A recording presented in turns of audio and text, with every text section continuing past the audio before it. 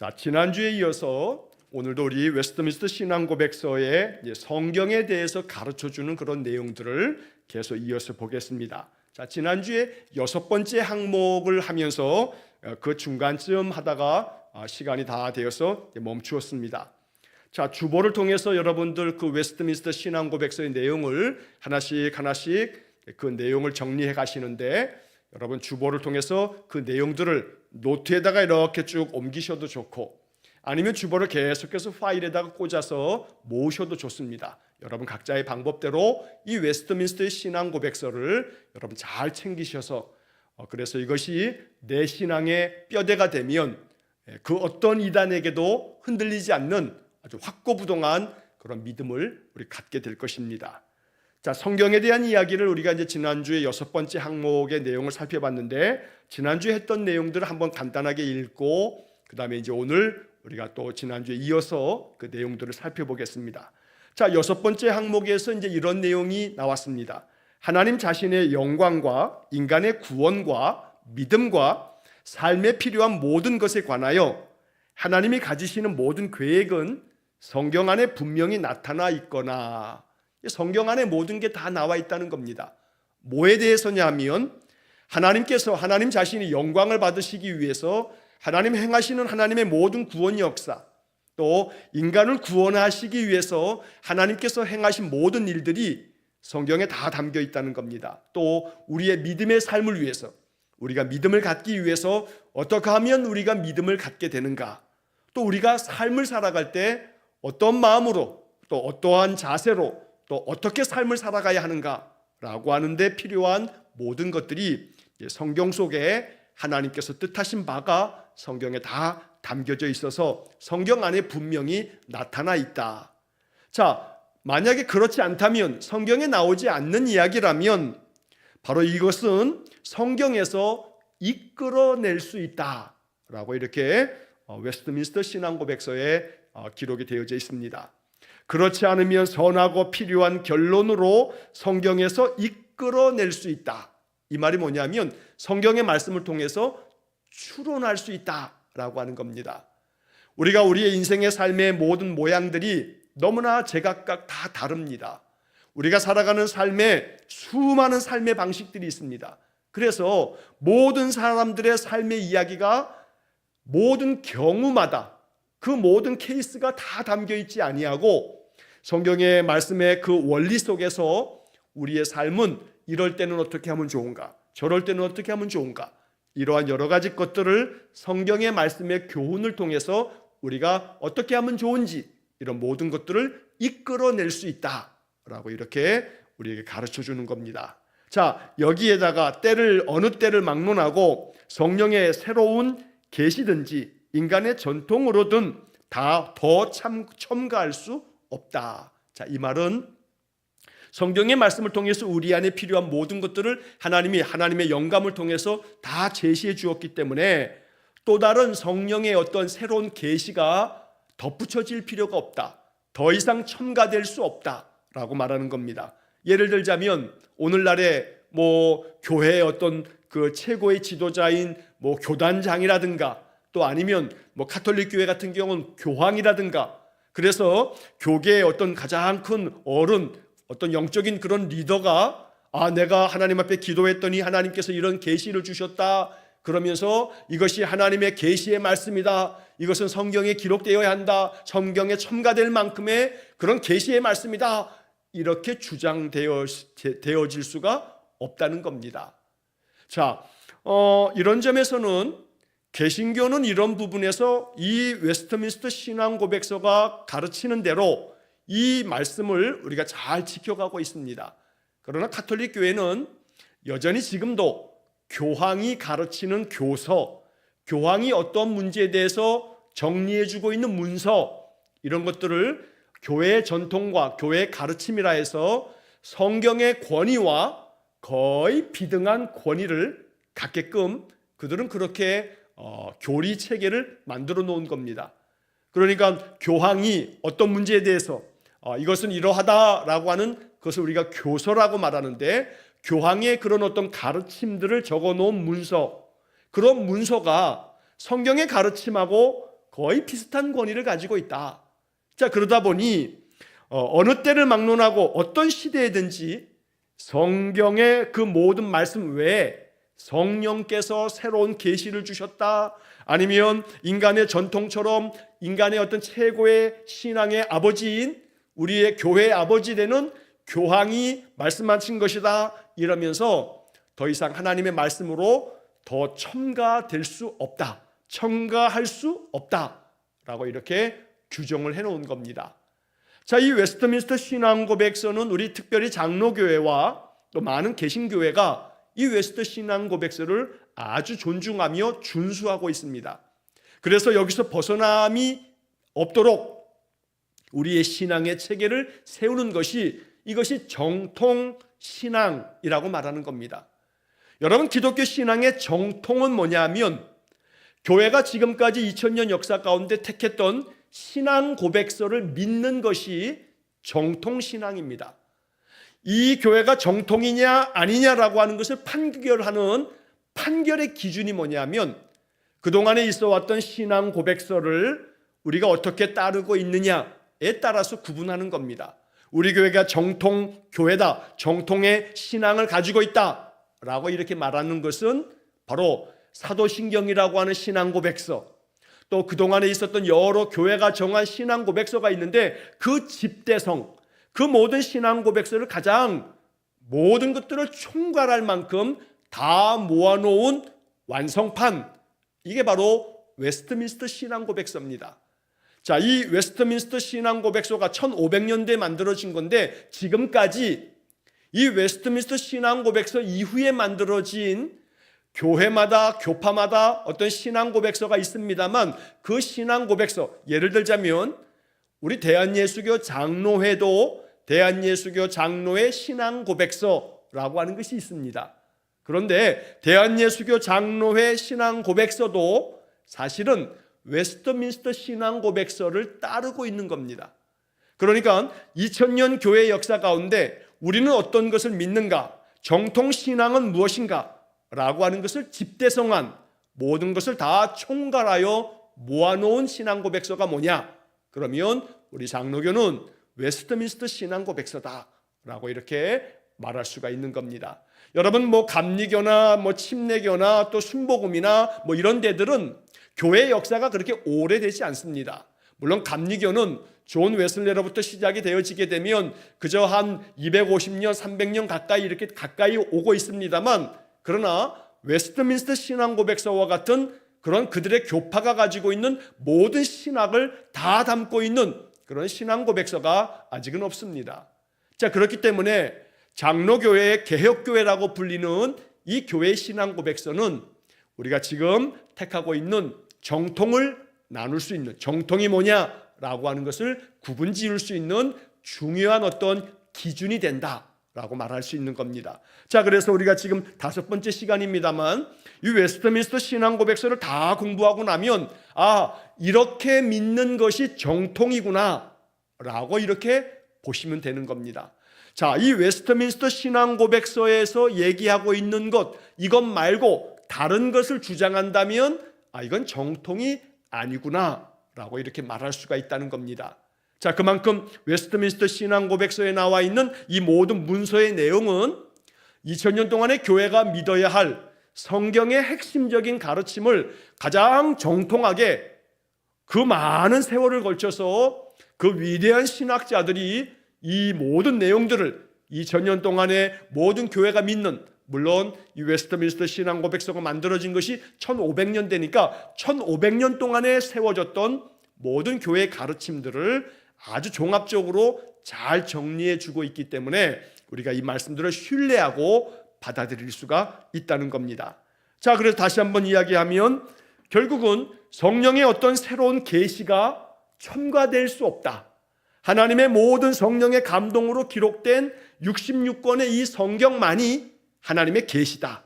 그래서 인간의 그 어떤 전통이나 아니면 교황이 됐던 교회의 어떤 지도자가 내가 계시를 받았는데 이게 하나님의 말씀이다, 하나님의 말씀에 첨가되어야 한다 라고 주장한다면 그건 사이비, 그건 이단이다 라고 이렇게 말하는 것입니다. 자, 그래서 여러분 몰몬교라고 들어보셨습니까? 하얀 셔츠를 입고 넥타이 매고 이렇게 외국인 두 사람씩 다니면서 몰몬경이라고 하는 걸 가지고 이 전도하는 이 사람들 몰몬교라고 부르는데, 이러한 사람들도 자기들 나름대로의 경전을 가지고 있습니다. 이거 다 이단이라는 겁니다. 자, 우리가 가지고 있는 경전은 오직 유일하게 66권 이 신약과 구약 성경 외에는 없다는 겁니다. 뭐 통일교도 자기들 나름대로 원리 강론 뭐 이런 게 있습니다. 이거 다 이단이다 라고 말하는 겁니다. 신천지도 신천지 복음이라는 게 있습니다. 성경의 말씀들을 자기 나름대로 복음 체계를 만들어서 이 신천지 복음을 알아야만 구원받는다. 이것도 역시 이단이라는 겁니다. 오직 우리의 신앙의 가장 중요한 뼈대는, 그 모든 근본 뿌리는 신구약 성경 외에는 없다. 이게 바로 정통신앙이다 라고 말하는 것입니다.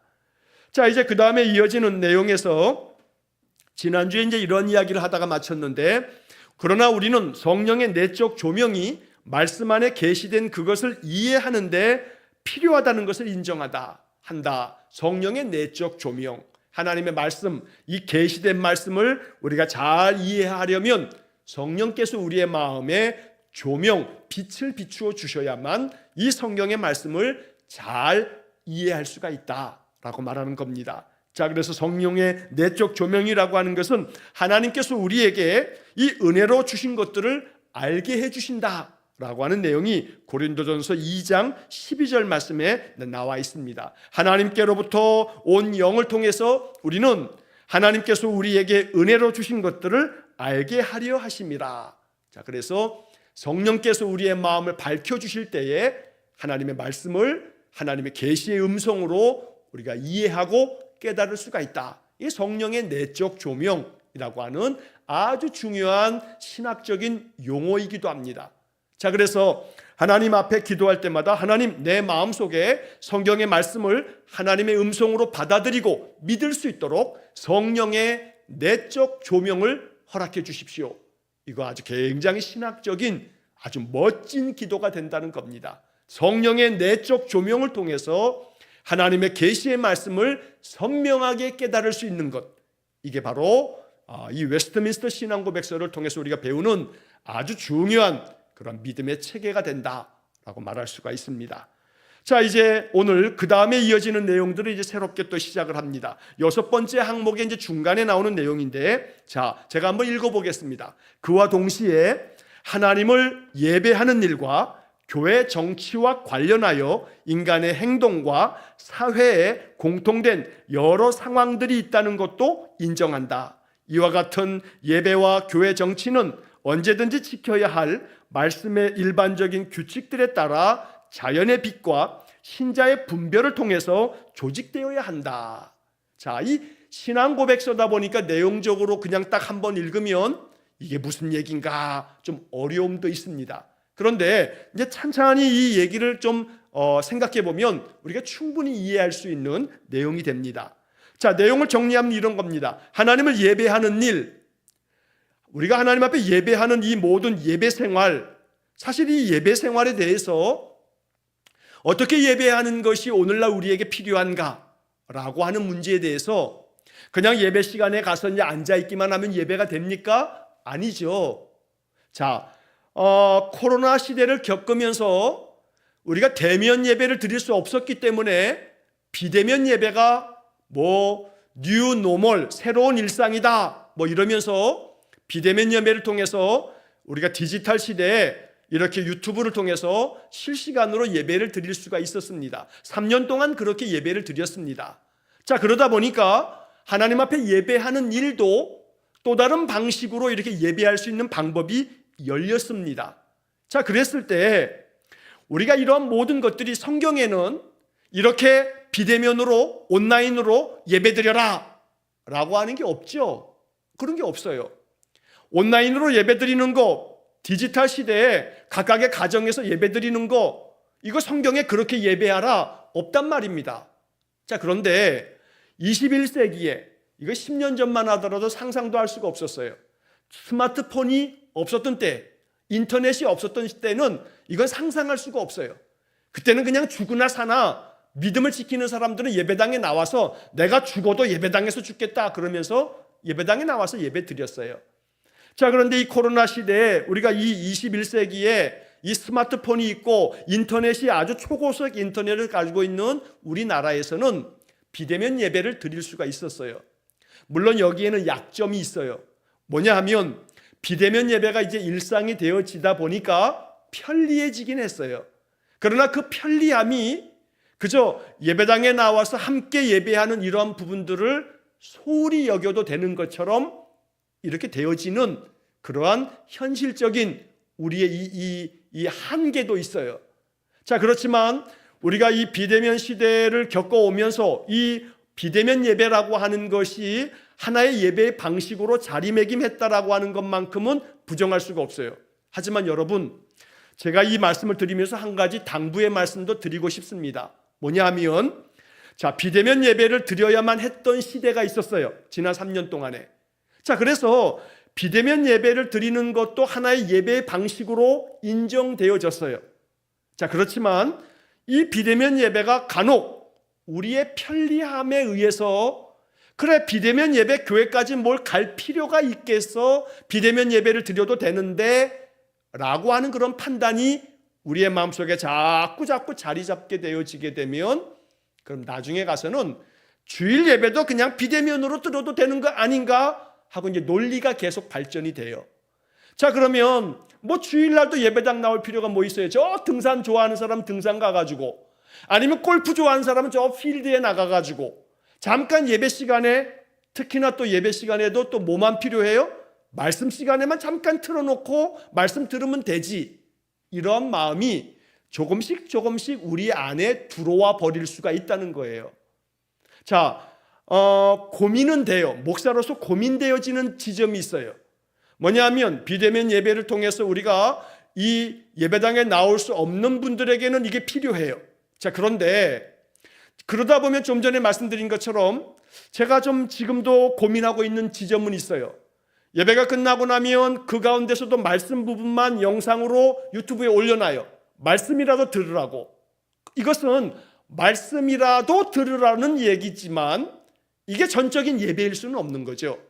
예배는 말씀을 듣는 것만 예배는 아니니까요. 자, 예배는 하나님 앞에 내가 기도를 드리고 내 마음 중심으로 찬양을 드리는 건데, 이 예배 시간에 그래도 비대면으로 예배하시는 분들은 그래도 찬양 같이 부르고 말씀 같이 듣고 이렇게 기도한단 말이죠. 그러나 이 시간이 아니어도 유튜브에 다 그 예배가 올라간다, 설교가 올라간다 그러면 말씀만 듣게 돼요. 자, 그러면 그래도 말씀을 안 듣는 것보다는 낫지만, 그러나 말씀만 들어도 된다, 여러분 그거 옳다고 생각하세요? 그거 아니에요. 그건 차선이란 말, 차선. 말씀만 들어도 충분하다라고 한다면 이 사람은 예배에 대해서 잘못 알고 있는 거예요. 예배에 대해서 오해하고 있는 거예요. 예배는 하나님 앞에 나를 헌신하여 드리는 거예요. 그러니까 어떤 점에서 예배에서 말씀을 듣는 시간도 소중하지만 사실은 내가 하나님 앞에 기도를 드리고 내가 하나님 앞에 내 마음 중심으로 찬양을 드리는 시간이 예배가 된단 말이에요. 자, 그렇기 때문에 결국은 유튜브에 영상을 올립니다만 나중에 그 시간이 허락될 때 설교 말씀을 듣는 거, 아이고 그것만 듣는 것으로도 정말 우리의 신앙에 안 듣는 것보다는 낫죠. 그러나 이것이 최선은 아니다는 거예요. 최선은 아니다. 이건 차선이야, 차선. 자, 그러면 다시 한번 이야기 정리를 하자면 결국은 하나님을 예배하는 이러한 모든 일들, 시대가 달라지게 되면 그 시대에 맞춰서 이제 변화된 모습을 갖게끔 돼요. 자, 그랬을 때 우리가 오늘날 이 비대면 시대에 이 코로나를 겪으면서 비대면 예배가 일상이 됐습니다만 이제는 대면 예배가 가능케 됐어요. 자, 그러면 저는 여러분들에게 이러한 권면을 드리면서 여러분들의 마음을 두드립니다. 자, 여러분, 비대면으로 예배하는 거 가능합니다. 예배당에 나올 수 없는 현실적인 어떤 이유가 있을 수 있어요. 그러나 예배당에 나올 수 있으면 예배당에서 나와서 함께 성도들이 예배하고 예배 후에 인사를 나누고 잘 지냈는가 안부를 묻고 그 짧은 교제 시간도 또 와서 함께 찬양을 부르는 이런 모든 것들이 우리 안에 더 아름다운 헌신된 예배가 될 수가 있어요. 그래서 비대면 예배가 일상의 한 예배 방식으로 자리매김한 것에 대해서 잘못됐다고 말하는 게 아니에요. 부정하는 게 아니에요. 그러나 자칫 이러한 예배의 형태가 우리의 예배 삶을 위축시키거나 우리의 예배의 모양을 조금 왜곡되게 만들 수 있는 소지가 있기 때문에 이런 부분을 한번 심각하게 점검해 볼 수 있는 필요는 있다라고 하는 말씀을 드리는 거고, 목사로서도 마찬가지예요. 고민되는 지점이 있어요. 설교의 영상 부분만 올리는 것으로 말씀만 들으면 되겠지라고 하는 생각을 만들어 놓는 것은 아닌가라고 하는 고민이 되어지고 있다 이 말이지요.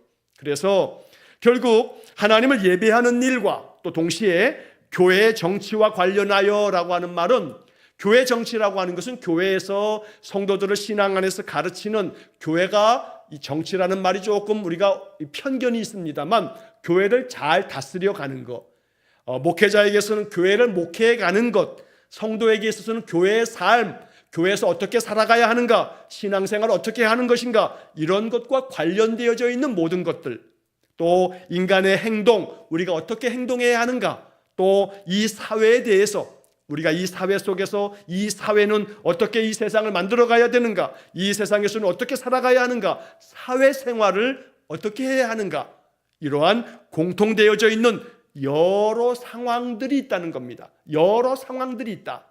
자, 제가 지금 길게 말씀드렸습니다만 코로나 시대라고 하는 특별한 상황이 있어요. 자, 이러한 여러 상황들이 있다는 것도 인정한다.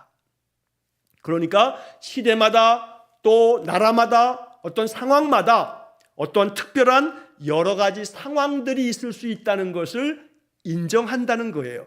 자, 이렇게 여러 가지 예배와 교회의 모든 생활과 언제든지 우리가 지켜가야 할 여러 가지 많은 것들이 이 말씀의 일반적인 규칙에 따라서 우리가 따르면 된다. 자, 말씀의 일반적인 규칙에 따라서 자연의 빛, 이건 본성을 말하는 거예요. 우리의 합리적인 이성과 우리의 양심과 우리가 어떻게 하면 좋을지 자연적인 모든 사람들이 상식적으로 생각할 수 있는 이런 것들을 가지고, 그리고 신자의 분별을 통해서, 즉 다시 말해서 신자가 지금까지 나의 신앙의 모든 신앙에 그 누적되어져 있는 신앙적인 관점, 신앙적인 어떤 생각, 이런 것을 가지고 우리가 조직되어야 한다, 만들어져야 한다라고 하는 겁니다. 그래서 다시 결론적으로 말하면 여러 가지 상황들이 있을 수 있다, 인정한다. 그런데 이런 모든 여러 가지 상황 속에서 신자들은 분별을 통해서 영적 분별력을 가지고 우리가 어떻게 하는 것이 최선인가라고 하는 것들을 조직해야 한다, 만들어 가야 한다라고 이야기한 겁니다. 자, 그래서 다시 한번 이 이야기를 하면서 여러분들 예배 생활에서 최선은 뭘까요? 최선은 예배당에 나와서 예배할 수 있으면 예배하는 것이 최선입니다.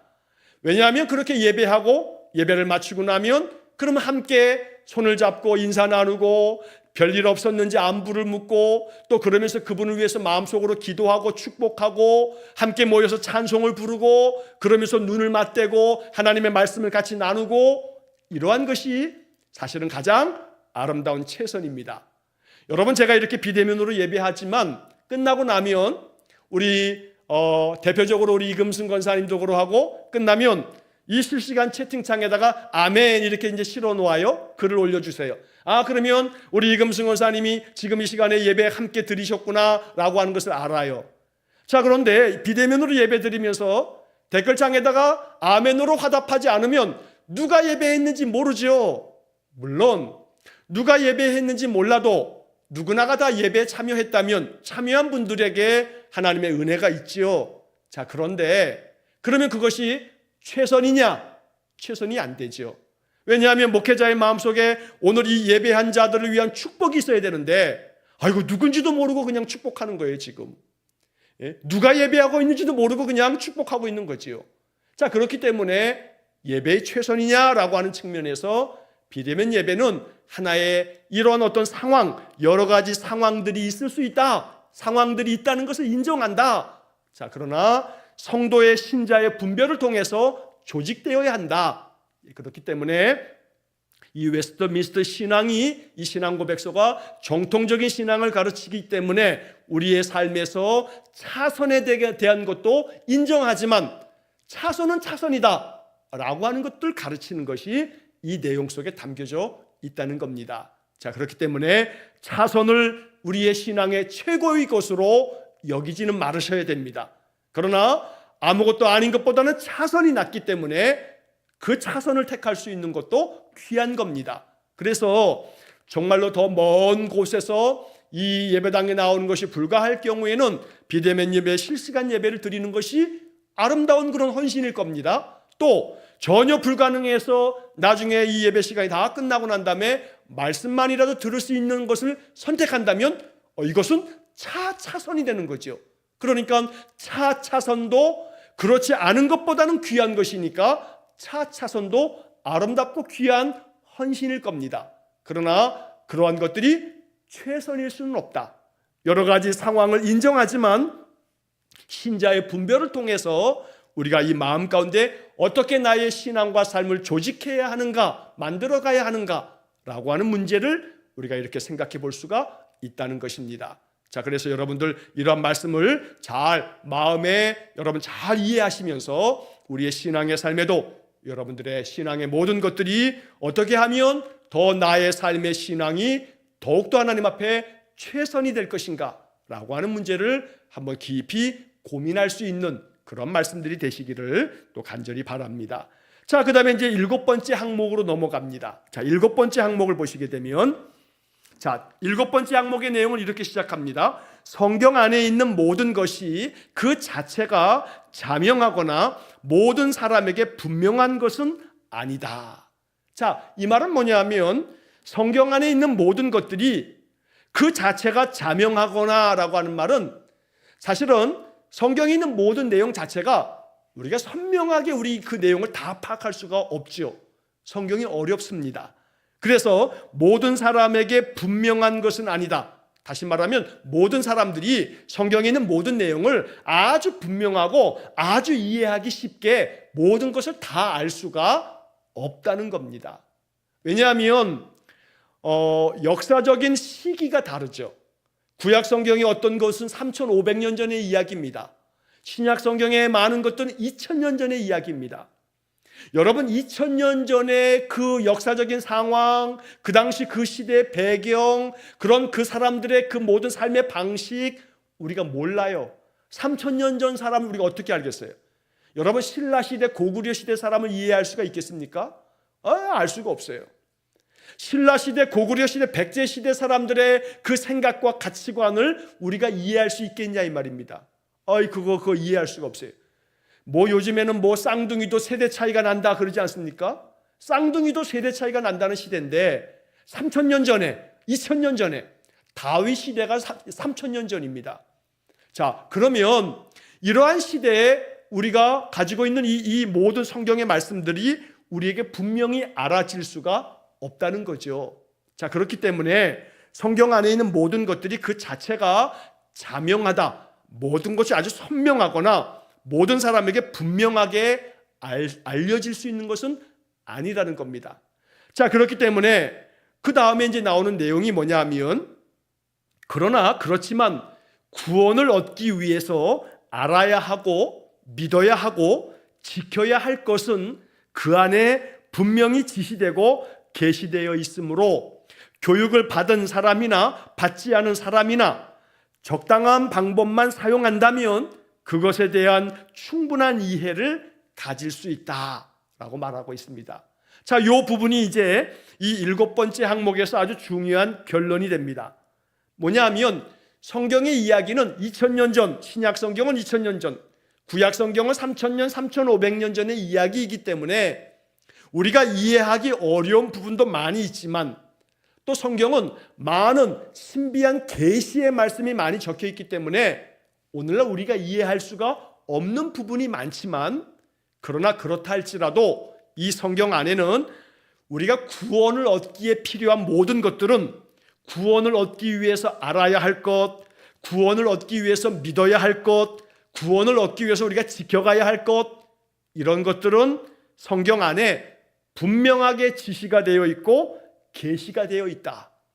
자, 그래서 다른 것은 몰라도 역사적인 측면에서 2000년 전, 3000년 전의 상황이 배경이 되어져 있는 많은 이야기들은 이해하기가 어렵지만 우리가 구원에 필요한 모든 것들은 너무나 선명하게 이해할 수가 있고 우리가 분명히 그 모든 것들을 믿을 수가 있고 그 모든 것들이 잘 우리가 지켜야 할 것들이 이 속에 잘 담겨져 있다라고 말하는 겁니다. 그렇기 때문에 교육을 받은 사람이나 받지 않은 사람이나 또 여러 가지 많은 지식이 있거나 없거나 관계없이 적당한 방법만 사용한다면, 여기가 중요한 겁니다. 적당한 방법만 사용한다면 그것에 대한 충분한 이해를 가질 수가 있다. 자, 여기서 말하고 있는 적당한 방법만 사용한다면 바로 이게 뭐냐면 정통한 교회를 통해서 이 적당한 방법은 부지런하고 아주 충실하게 교회가 가르치는 성경의 공부를 일정 기간 성경을 잘 배우고 익히다 보면 이 성경의 말씀을 통해서 구원을 얻기 위해서 우리가 알아야 할 것, 믿어야 할 것, 지켜야 할 것들을 분명하게 알 수가 있다라고 말하는 겁니다. 자, 그래서 여러분 성경 공부를 하려면 어디에서 해요? 교회 안에서 하는 거예요. 신천지가 사람들을 꼬실 때 뭐냐면 성경을 좀 배웁시다. 나랑 같이 성경 공부합시다. 성경 공부하는 좋은 데가 있으니 좀 갑시다. 여기에 홀리면 안 돼요. 여러분 거기 가서 성경 공부하는 것이 우리의 신앙이 이제 병들고 이단으로 빠질 수 있는 아주 지름길이에요. 교회 안에서 가르쳐주는 그 성경의 공부대로만 잘 따라오게 되면 충분히 구원에 필요한, 구원을 얻기 위해 알아야 할 것, 믿어야 할 것, 지켜야 할 것들을 온전하게 알 수가 있어요. 예를 들어서 우리 교회만 하더라도요, 아침마다 우리가 매일 성경으로 신구약 성경 66권을 매일 아침마다 강해하고 있어요. 말씀을 계속 제가 풀이하고 있어요. 자, 그래서 아침마다 하는 이 말씀 풀이는 성경의 구절들을 이건 무슨 뜻이다, 이건 무슨 의미가 있다, 그래서 제가 각각의 구절들을 가급적 다 설명을 해요. 자, 이렇게 성경을 신구약 성경 66권을 다 읽고 나면 성경이 무슨 말인지 이해가 돼요. 물론 지나가고 나면 다 잊어버리겠습니다만 잊어버려도 괜찮아요. 그 순간 말씀을 그렇구나 하고 받아들이면 돼요. 왜냐하면 여러분 이것만 지나고 나면 몇 년 지난 다음에 끝나는 거 아니잖아요. 또다시 반복되고 반복될 거니까 잊어버리는 건 괜찮아요. 그러나 교회 안에서 말씀을 배우는 이것이 가장 정확한 방법이다.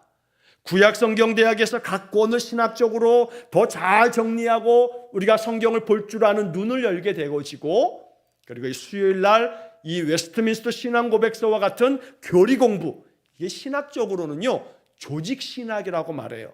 자, 신학교에 가게 되면 신학을 배울 때 여러 가지 신학적인 배우는 영역이 있어요. 성서신학, 그러면 구약성경과 신약성경만을 집중적으로 배우는 게 성서신학이에요. 자, 그 다음에 또 하나가 조직신학이라는 게 있어요. 조직신학은 뭐냐면 이 성경의 말씀을 토대로 해서 이 성경의 이야기는 도대체 뭘 얘기하는 거냐 라고 하는 것들을 아주 체계적인 이론을 배우는 거, 기독교의 이론, 기독교의 교리를 배우는 게 조직신학이라고 하는 것을 배워요. 자, 이 웨스트민스터를 배우는 것은, 우리가 이 수요일마다 지금 배우는 것은 조직신학을 배우는 것과 다르지 않아요. 자, 그래서 이 신앙의 체계를 이론적으로 우리가 확립하는 거. 자, 왜냐하면 이론이 확실하게 정립되어 있어야 이단에게 빠지지 않아요. 이단에 대해서도 이거는 이거고 저거는 저거고 이래서 잘못됐고 이것이 잘못된 거야 라고 하는 분별력을 갖기 위해서는 신앙의 내용들을 체계적으로 정리되어져 있는 이론을 배워야 돼요. 이런 모든 이론의 집대성, 이런 모든 이론을 정말 온전하게 담고 있는 게 뭐냐? 웨스트민스터 신앙고백서다 라고 이렇게 말하는 거죠.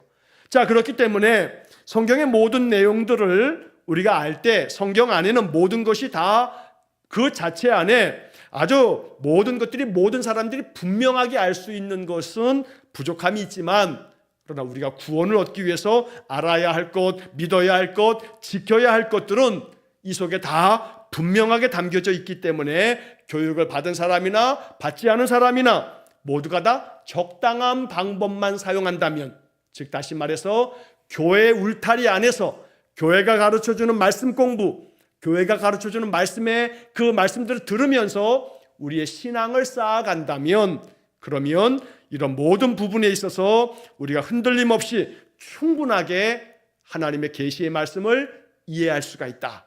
이단에게 안 빠지고 정통한 신앙을 바르게 배울 수가 있다라고 이야기하는 것입니다.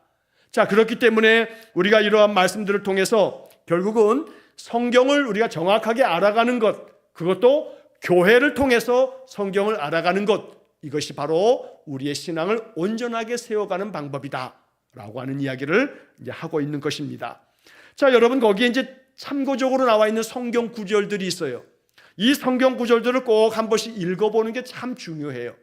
제가 이 성경 구절들 중에 어떤 부분들은 읽고 어떤 것들은 그냥 지나가고 있습니다만, 그러나 이 성경 구절들 속에 우리에게 아주 중요한 것들을, 지금 제가 이렇게 말씀드렸던 내용들을 가르치는 그런 말씀들이 나오죠. 자, 예를 들자면 그 마지막 부분에서 시편 119편 130절의 말씀에 보면 마지막에 이런 말씀이 나와요. 주의 말씀을 열면 빛이 빛이여 우둔한 사람들을 깨닫게 하나이다. 주님의 말씀을 열면, 하나님의 말씀을 열면, 펴면 이 말씀 안에서 빛이 비추어져 가지고 우둔한 사람들을 깨닫게 한다. 그렇기 때문에 이것은 지식이 많으냐 많지 않으냐, 학교에 많은 학교를 다녀서 배움이 많으냐 많지 않느냐 아무 관계가 없어요.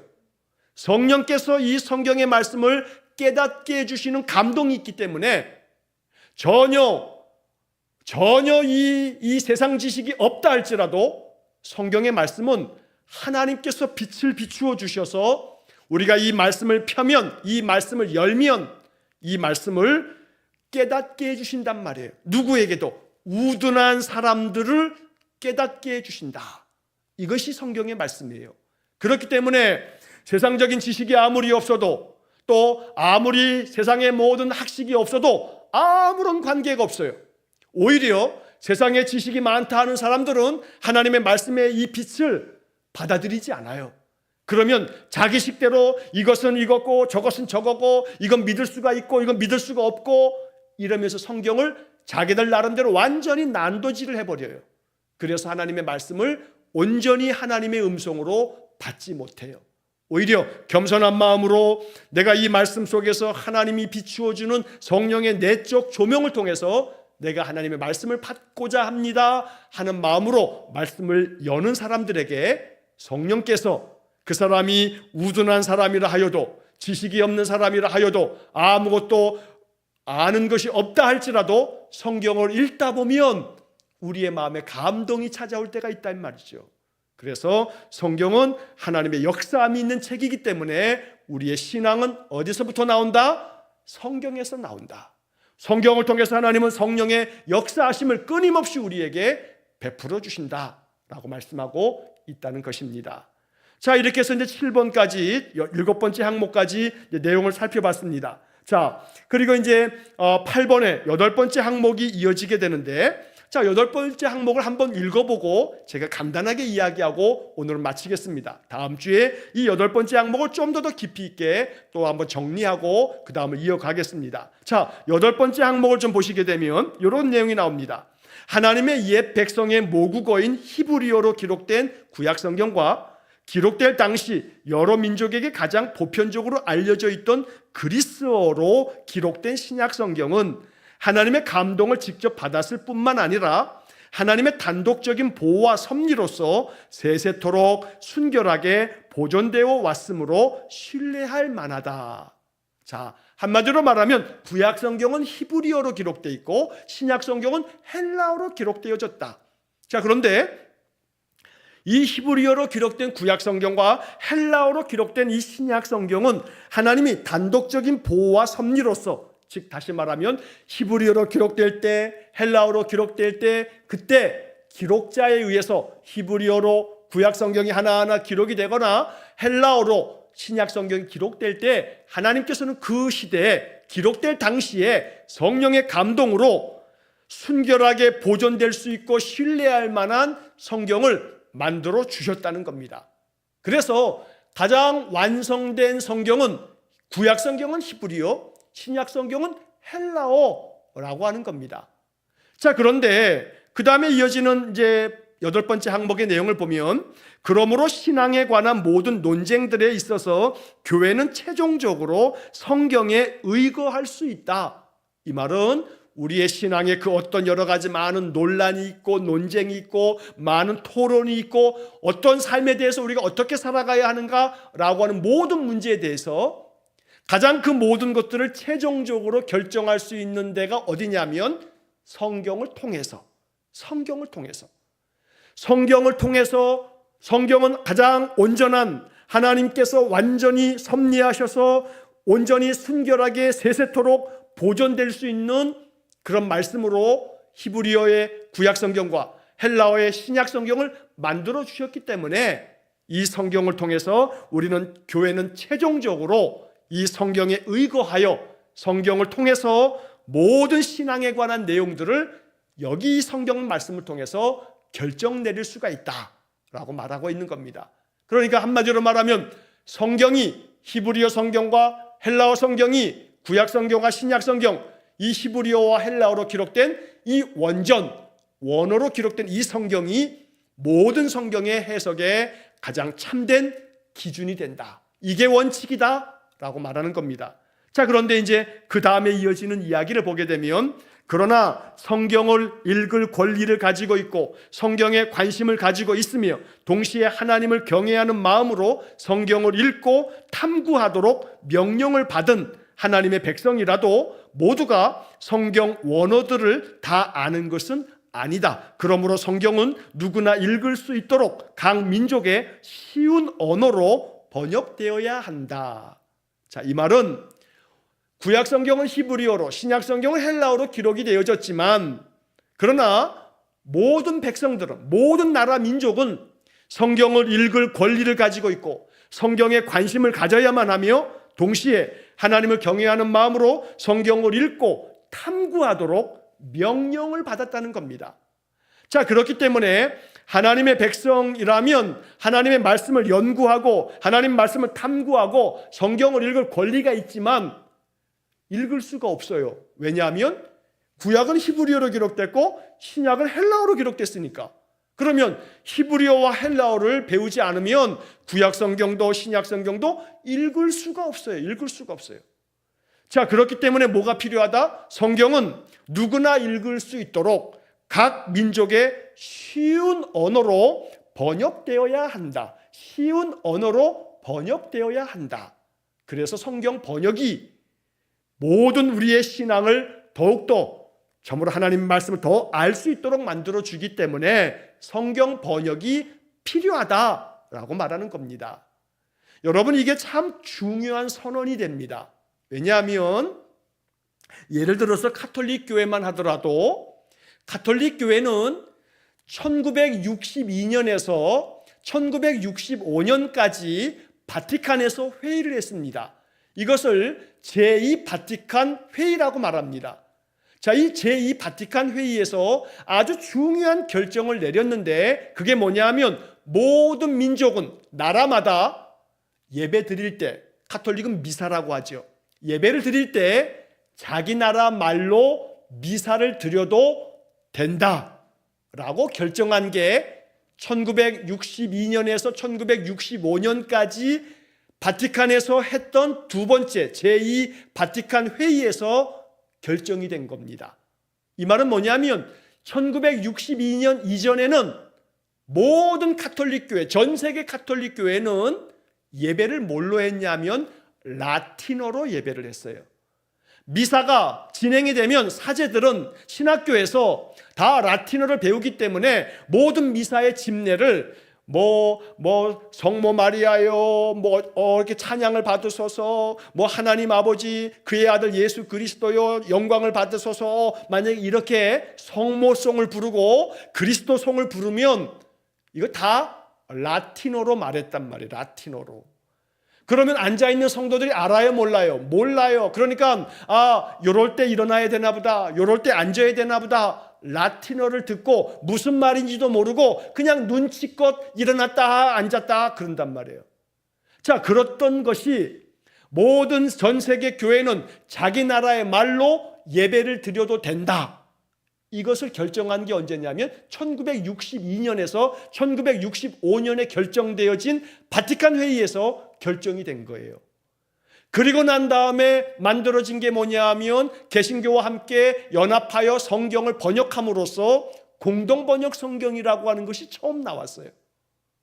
자, 반면에 개신교회는 우리 한국 교회만 하더라도 교회가 들어오기 전에 뭐가 들어왔냐면 성경이 들어왔어요. 성경이. 선교사들이 한국말로 성경을 번역해가지고 토마스 선교사도 대동강변에서 죽었던 개신교 첫 번째 순교자인데 대동강변에서 죽을 때 한국어로 번역된 성경을 던져주고 갔어요. 던져주고 죽었어요.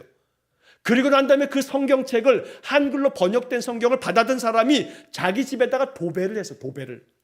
그 종이 가지고 도배를 하고 난 다음에 집에서 누워서 이렇게 천장 보고 있다가 그 도배지에 써 있는 그 한글로 된 성경책을 천천히 읽다가 예수 믿게 된 사람들이 바로 우리 한국 개신교회의 시작이에요. 시작. 자, 그만큼 성경의 번역은 이 개신교회에서 굉장히 중요한 겁니다. 그렇게 바로 웨스트민스터 신앙 고백서는 모두가 다 성경을 읽을 권리가 있고 성경에 관심을 가져야 하며 성경을 읽고 탐구하도록 하기 위해서 뭘 결정했냐 하면 각 민족마다 쉬운 언어로 성경을 번역해야 한다, 성경이 번역되어야 한다라고 선언을 한 거예요. 그래서 우리는 개역개정 성경을 가지고 있습니다만 또 새번역 성경도 있고 쉬운 성경도 있고 공동번역도 있고 현대인의 성경도 있고 여러 성경이 있어요. 이런 번역 성경이 우리의 신앙에 말씀을 보다 더 잘 깊이 있게 이해할 수 있는 아주 중요한 하나님의 선물이 된다는 거죠. 자, 제가 그래서 우리 유튜브 모든 영상 밑에는 그 설명창에 새번역 성경과 쉬운 성경의 번역을 제가 항상 올려드려요. 왜냐하면 번역 성경 속에는 대단히 중요한 신학적인 그러한 성경에 대한 해석이 담겨 있기 때문에 번역 성경을 여러 권 같이 읽는 게 대단히 유익하기 때문에 제가 이 번역 성경들을 반드시 모든 영상 밑에다가 이 새번역 성경과 쉬운 성경의 이 본문을 계속 올려드리는 거예요. 그래서 언제나 성경의 말씀을 읽을 때 개역개정 성경, 또 새번역 성경, 쉬운 성경, 최소한 이 세 권의 성경의 본문을 같이 읽어가는 습관을 갖는 거, 이거 대단히 좋은 성경 말씀에 대한 우리의 신앙의 자세가 됩니다. 그래서 여러분, 이 웨스트민스터 신앙 고백서에 나오는 이러한 신앙에 따라서 우리의 신앙을 살아갔을 때 이게 바로 정통신앙이다 라고 하는 것을 여러분이 이해하시면 좋겠습니다. 자, 이 8번째 항목에 대해서는 다음 주에 제가 조금 더 보충해서 말씀을 드리고 이제 그 다음으로 또 이어가도록 하겠습니다. 오늘 말씀을 생각하시면서 이렇게 우리의 신앙에 가장 중요한 것들이 말씀으로부터 온다는 것, 이 성경의 말씀을 통해서 우리는 하나님의 뜻을 알게 되고, 그렇기 때문에 이 말씀을 보다 더 잘 알기 위해서 여러 가지 많은 번역되어져 있는 쉬운 언어에 번역된 성경들을 우리가 함께 사용하는 것이 우리의 신앙에 아주 깊은 유익이 있다라고 하는 것들을 우리가 정리하면 좋겠습니다. 자, 함께 기도하겠습니다. 사랑이 많으신 아버지 하나님, 우리의 신앙이 최선의 신앙이길 원합니다. 말씀을 통해서 하나님 만나고 우리의 마음 중심으로 하나님을 알고, 그래서 이 말씀이 하나님의 생명의 말씀이 되어서 우리의 신앙과 우리의 삶과 우리의 교회와 우리의 모든 인생이 하나님께서 우리에게 허락하여 주신 가장 귀하고 복된 것을 온전히 누리는 복된 성도들 되게 해 주옵소서. 언제나 우리의 신앙이 온전한 신앙의 체계를 형성함으로 말미암아 그 어떤 이단 사설에도 흔들림 없는 아주 견고한 신앙 되기를 원합니다. 수요일마다 웨스트민스터 신앙 고백을 통해서 우리의 믿음이 확고하게 되어지도록 만들어 주옵소서. 언제나 말씀 생활, 예배 생활에 늘 헌신하며 힘쓰는 귀한 성도들에게 한량없는 은혜를 베풀어 주옵소서. 예수님 이름으로 기도하옵나이다. 아멘. 우리 구주 예수 그리스도의 은혜와 하나님 아버지의 극진하신 사랑과 성령의 교통하심이 날마다 하나님 말씀을 통해서 하나님의 뜻을 선명히 알고 그 말씀 속에서 우리의 삶과 우리의 믿음을 온전하게 만들어 나가기를 간절히 기도하는 머리 숙인 귀한 성도들 위해 영원토록 함께 하시길 축원하옵나이다. 아멘.